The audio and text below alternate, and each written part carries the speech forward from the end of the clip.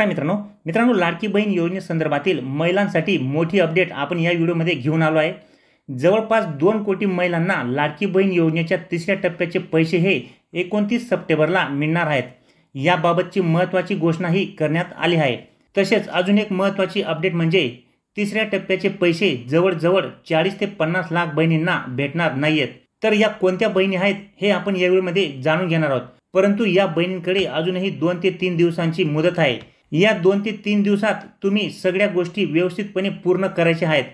त्या गोष्टी पूर्ण केल्यानंतर तुम्हालाही तिसऱ्या टप्प्यामध्ये पैसे नक्की भेटून जाणार आहेत। या 2 दिवसात तुम्हाला कोणत्या गोष्टी पूर्ण करायच्या आहेत ते मी तुम्हाला या व्हिडिओमध्ये सांगणार आहे। तसेच मित्रांनो लाडकी बहीण योजनेअंतर्गत तिसरा जो टप्पा आहे तो 29 सप्टेंबरला दिला जाणार आहे। परंतु बऱ्याचशा बहिणींकडून कमेंट्स आलेल्या आहेत की 29 सप्टेंबरला तर रविवार आहे, मग पैसे मिळणार का? फॉर्म रद्द झालेल्या महिलांनी काय करावे? त्यांना पैसे मिळतील का? आता तिसऱ्या टप्प्यात कोणकोणत्या महिलांना पैसे हे मिळणार आहेत? तसेच या 40 ते 50 लाख अशा कोणत्या महिला आहेत की ज्यांना 29 सप्टेंबरला पैसे हे मिळणार नाहीत आणि या महिलांना एवढ्या 2 दिवसात पैसे घेण्यासाठी कोणते महत्त्वाचे काम हे करावे लागणार आहे जेणेकरून त्यांना सुद्धा पैसे मिळतील? तर अशा प्रकारचे बरेचसे प्रश्न हे बहिणींकडून विचारले जात आहेत। तर याबाबतची सविस्तरपणे माहिती तुम्हाला मी या व्हिडिओमध्ये सांगणार आहे जेणेकरून जास्तीत जास्त महिलांना तिसऱ्या टप्प्याअंतर्गत पैसे हे मिळू शकतील। तर मित्रांनो लाडकी बहीण योजनेच्या तिसऱ्या हप्त्याची घोषणा झाल्यानंतर म्हणजेच 29 सप्टेंबरला लाडकी बहीण योजनेअंतर्गत तिसरा हप्ता हा महिलांना दिला जाणार आहे। अशा प्रकारची घोषणा झाल्यानंतर बऱ्याचशा महिलांकडून असा प्रश्न विचारला जात आहे की 29 सप्टेंबरला रविवार आहे, मग हप्ता कसा मिळणार? तर मित्रांनो याचे उत्तर आहे की 100% तुम्हाला 29 सप्टेंबरला जरी रविवार असला तरी देखील तुम्हाला त्याच दिवशी पैसे हे मिळणार आहेत। कारण की मित्रांनो लाडकी बहीण योजनेअंतर्गत जे काही पैसे तुम्हाला मिळणार आहेत ते पैसे तुम्हाला डीबीटीच्या माध्यमातून दिले जाणार आहेत। आणि असे अगोदर सुद्धा झालेले मित्रांनो की सुट्टीच्या दिवशी सुद्धा बऱ्याचशा महिलांच्या खात्यावरती सरकारी योजनांचे पैसे हे जमा झालेले आहेत। त्यामुळे डीबीटीच्या माध्यमातून पेमेंट देण्यासाठी कुठल्याही प्रकारची अडचण ही येत नाही। त्यामुळे रविवार असो किंवा इतर कुठला सुट्टीचा वार असो त्या दिवशी तुम्हाला डीबीटीच्या माध्यमातून पेमेंट देण्यासाठी कुठल्याही प्रकारची अडचण ही येत नाही। त्यामुळे तुम्हाला लाडकी बहीण योजनेचा तिसरा जो हप्ता आहे तो 29 सप्टेंबरलाच दिला जाणार आहे। त्या दिवशी रविवार असला तरी देखील तुम्हाला पैसे हे मिळून जाणार आहेत। त्याच्यानंतर मित्रांनो पुढचा जो महिलांकडून विचारला गेलेला प्रश्न आहे तो म्हणजे फॉर्म रद्द झालेल्या महिलांनी काय करावे? त्यांना पैसे मिळतील का? तर मित्रांनो या योजनेअंतर्गत बऱ्याचशा महिलांचे फॉर्म हे रद्द झाल्याचा मेसेज हा महिलांना आलेला आहे। बऱ्याचशा महिलांचे डॉक्युमेंट्स अपलोड करण्यासाठी सांगण्यात आले आहे। बऱ्याचशा महिलांचे फॉर्म हे रिसबमिटसाठी पाठवण्यात आलेले आहे। काही महिलांचे फॉर्म हे रिजेक्ट झालेले आहेत।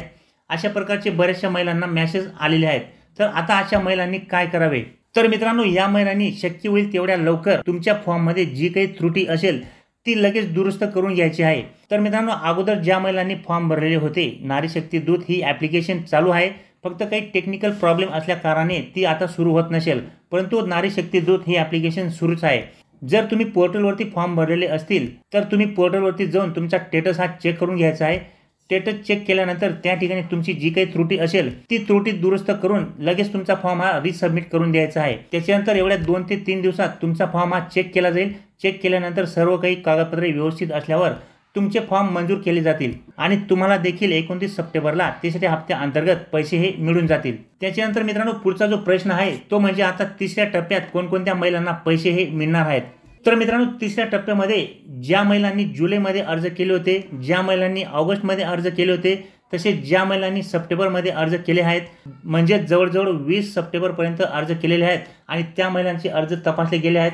तसेच जुलैमध्ये अर्ज करणाऱ्या महिलांनी काही प्रॉब्लेम असल्या कारणाने किंवा टेक्निकल प्रॉब्लेम असल्या कारणाने ज्या महिलांना पैसे अगोदर मिळाले नाहीत तर अशा सर्व महिलांना आता 29 सप्टेंबरला पैसे हे मिळणार आहेत। त्यांचे अगोदरचे राहिले असतील तर ते सुद्धा तुम्हाला एकत्र मिळून जातील।